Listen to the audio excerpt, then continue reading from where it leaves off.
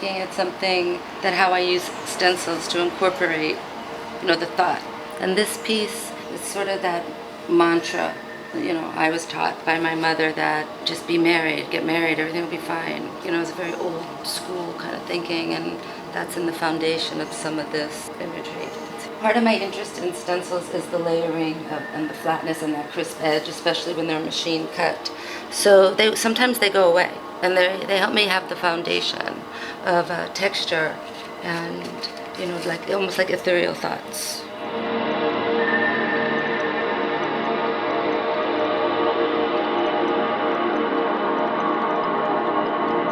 Guy, you have this sort of superhero-esque inner person, or it could be the loud judgment in my head.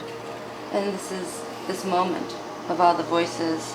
And it feels male, this one. Sometimes they feel female. I like it when it's more just human.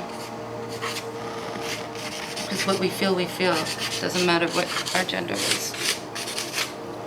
And that's why in this one I also like the rough stroke. Seeing that versus when it gets more smooth, and then also the hidden layers that she's emerging, but yet she's part of the front surface. And now next I would even spray paint in there a little.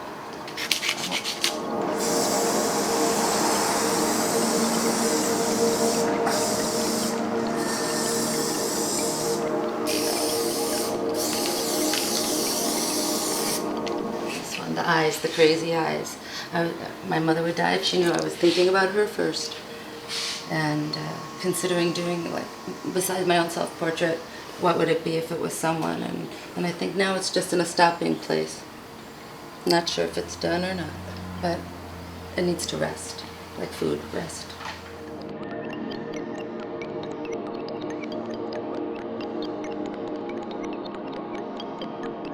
I treated the paper first. I did it with ink. It's the first piece I had a lot of ink mixed, going in the layers of the charcoal and pastel. And in this one, I feel like it's when you're driving in your car and you're passing the cars and things are blurry and moving quickly, and yet you are getting what's happening around you. And so it is just part of, just going through life, going through your daily life.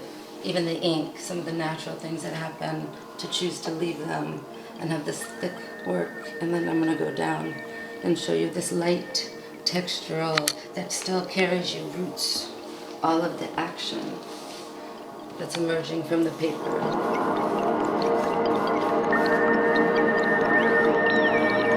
So a lot of times I'm looking sometimes past what I'm thinking it should be, and almost letting my hand find what marks are interesting.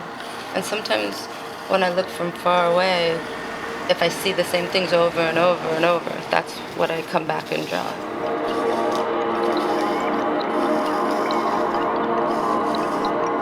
So I spend a lot of time looking also.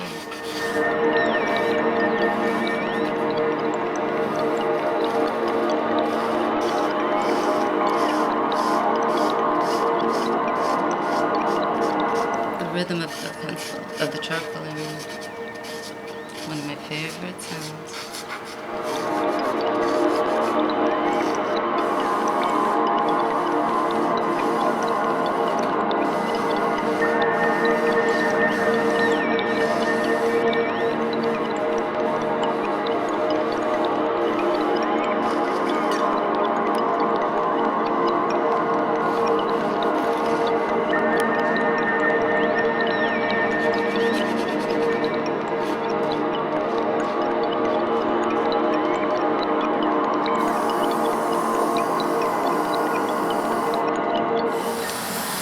So now in my mind, this stencil, it's a fence, it's a barrier, it's this writer, this creator of this moment, this one, and this one's where, in the mind's eye, where you're going.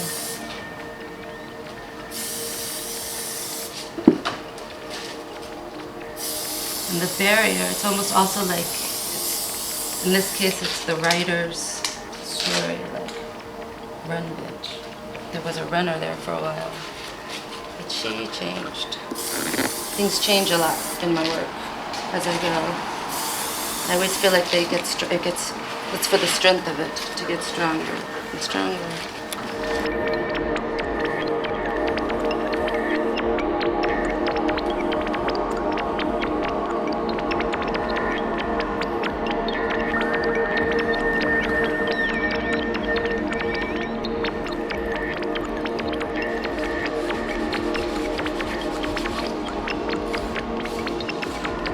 And I'm still not sure what's happening as much as that I'm driving into space, and that I see you, which is in almost all my works.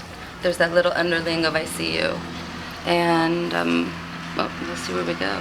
And this big eye, my big blue eye.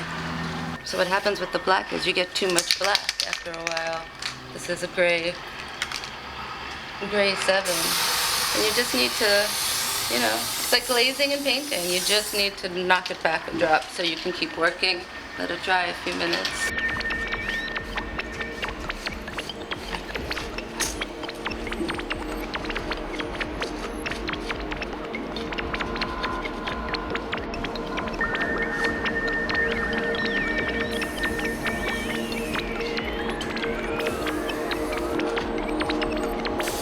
What I want to say is that I'm always thinking, and I think about a lot of different things. My work's very cohesive. This one is called Is That It? And it's a glimpse into this moment in between moments where these people are obviously waiting for a boat ride.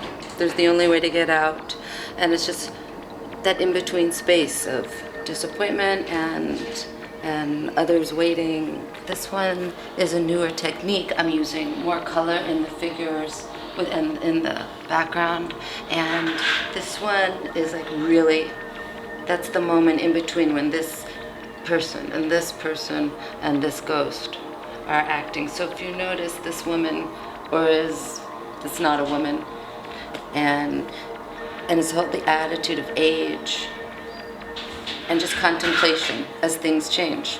So that's why my little fun here, old pussy is still good pussy. This is an imaginary space. It's a glimpse of emotional responses that are happening simultaneously. So a glimpse at, if you are being her, what is she thinking? What is this person thinking? So what is happening here in their religious confinement? So they're all situations to just be interpreted.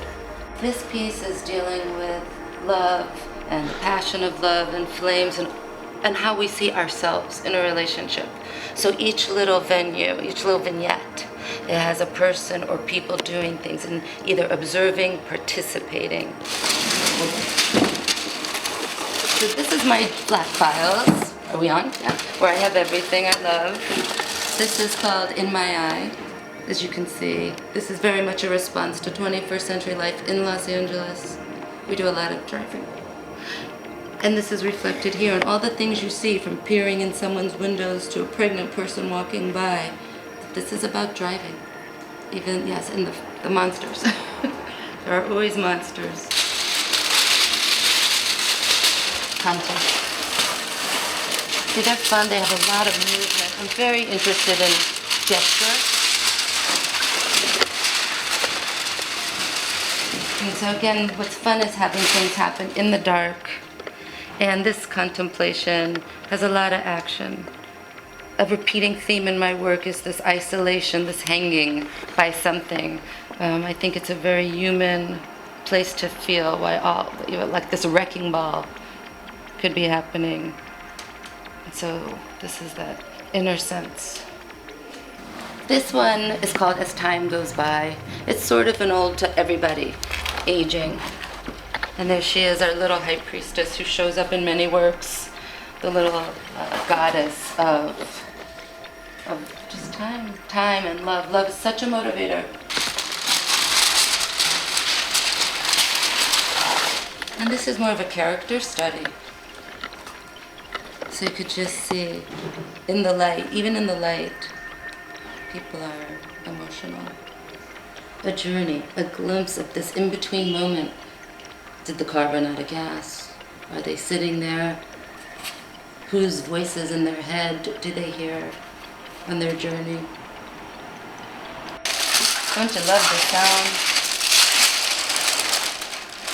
This is a piece that hasn't been seen a lot, and it's called,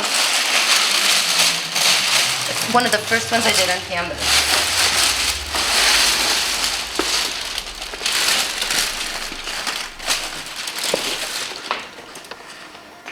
And this is called couch fishing. And it's a journey of being in a home, maybe. It's like, I do a lot of stories reflecting what it's like to be in our living rooms, because we are in our living rooms. And we get so much of our information only from TV, social media. That's a very poignant thing right now. So this piece is hanging by my eye.